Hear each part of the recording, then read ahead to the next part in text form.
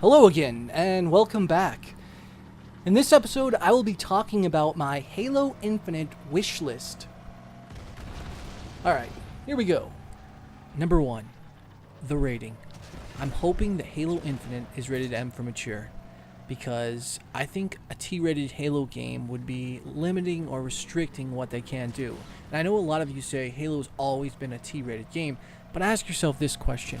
Why would you want to have guardrails in place to prevent it from going further? It's called Combat Evolved. They should be able to show more gore, more blood, more violence. It is a shooter after all. Well, try that on! Dance, sucker! Nice shot! I like the blood, I like the combat, I like the realism, and I want it to evolve to the next level. I mean, that's what a first-person shooter should do. It should increase the realism, not restrict it, and I think a T rating would do that. In fact, Bungie originally, back in the day, they had it in mind. Just take a look at this clip.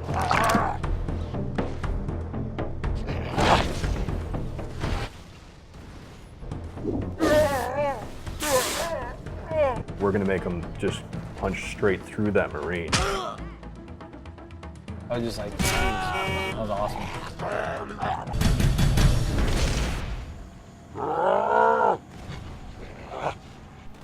As you can see, energy swords, cutting off limbs, stabbing in the stomach, all that stuff.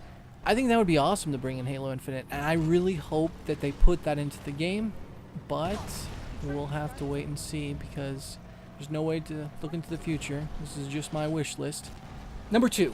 The Halo 5 gameplay felt right. In fact, it reminded me of the fast-paced gameplay feel of Halo 2. My only complaint, and I know this has been said a million times before, is sprint. Ground pound and thrust need to go.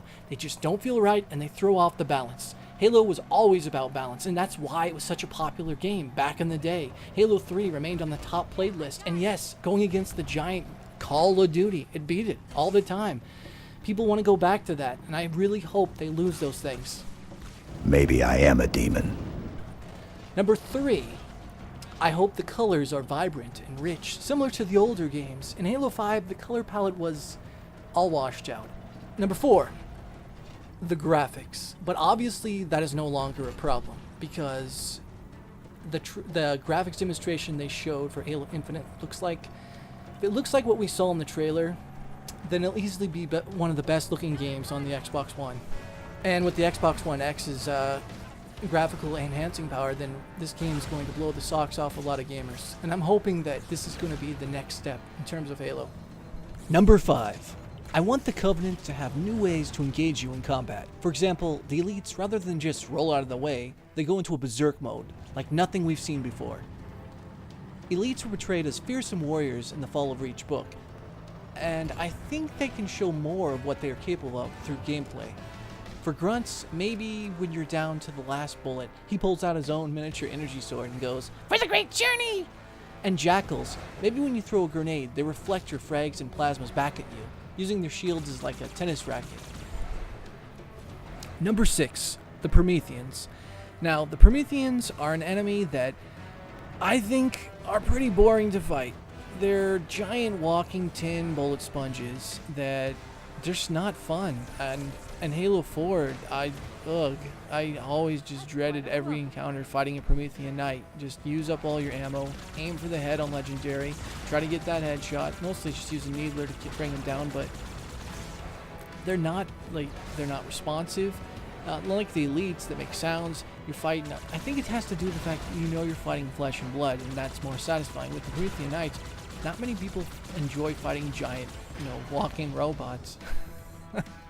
I think that if they show the Promethean Knights respond more to the damage, and there are certain levels to bring them down, like the first few hits, maybe it'll blow off an arm, and then another arm, and then maybe it'll shoot off his legs, and then maybe he can even hop around with 1 foot or something. Something to make them more interesting as characters to fight, because as of now, I think they're pretty boring. And I'm not alone. I know there's a lot of people that share this opinion. All the Prometheans and the Promethean soldiers are the same. They're like walking Decepticons. They even talk like them. I was shocked at Halo 5 and how similar they sounded to Michael Bay's Transformers. Something definitely needs to be done. Maybe some weird, I don't know, something that just makes them not so lame to fight. Number 7. I think they should add the ability to swap between classic and modern Mark 6 armor. There's some people that really like 343's design for Master Chief, and I understand that, but would it really hurt, since it looks like they're going to be open world, to give the players the ability to choose his old armor, or his new armor, or whatever armor that they want? Of course, they should implement this feature after you beat the main campaign, and then you can pretty much be whatever you want. It'd also add replay value. And it would be a simple thing to put in, but it's up to them. Number 8. This one, some people say, no, it needs to stay gone. But then go back to Halo 3. It worked fine. And it didn't break the game, and a lot of people enjoyed it, including me. It's a fun gameplay mechanic. Dual wielding. Nothing's more fun than picking up 2 SMGs, running towards your enemy, and then just spamming the hell out of those triggers to bring them down. I think it should come back. Dual wielding is one of the signature things for Master Chief. Just look on the cover of Halo 2. He's holding 2 SMGs. It needs a return, and I think Halo Infinite is the perfect game to bring it back. Number 9. Okay, they're bringing back the classic look from the Marines, and looks like the Master Chief, but why stop there? Why not bring back the classic vehicles as well? The old look for the Wraith tank, the old look for the Ghost, the old look for the Warthog, and you don't have to just pick one specifically. Why don't you mix them up? Put them all over. Because the Warthog was the same for Combat Evolved, Halo 2, Halo 3, Halo Reach, and then Halo 4 came along, and they give it all these railings, they give it gas containers in the back. I think they should, once again, use a little bit of both, because there's a lot of fans out there, including me, who like the old aesthetics. Nothing's wrong with the new ones, but when you change something after a long period of time, of course there's going to be some people that are upset. That's just my 2 cents. Number 10. This one has to happen. It needs to happen. I was really disappointed it didn't happen in Halo 5, but that's a completely different story. The Arbiter and Master Chief need to team up. They need to team up. And I don't know how, but at some point in the game, there needs to be a cutscene that's reminiscent to Halo 3. They go back to back and you play a level. It would be a blast to be able to fight as RB and Chief. Like against Prometheans, against preferably the Covenant, but either one. It just has to happen before Master Chief's journey comes to an end. I just get the feeling they're about to wrap it up, and Halo Infinite might be his final game. Number 11. Cortana. Since she's back, she needs to be saved. This is just my opinion. Maybe with the help of the Librarian. In Halo 4, the Librarian did have possession of her for some time. Perhaps she copied her data, or even has the original stored in a database.